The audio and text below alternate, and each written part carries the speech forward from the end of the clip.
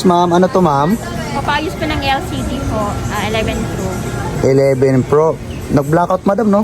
Opo, kasi nabasag po. Tapos nabagsak ko po iyan, tapos yung battery niya nadamay po. Nabagsak tapos biglang nag-black screen. So, narinig naman yun, guys. Nag-black screen bigla nung pagkabagsak.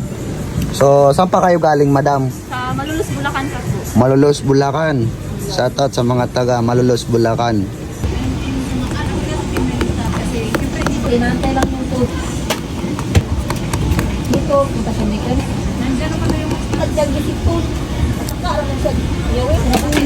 Kinuha niya lahat yun.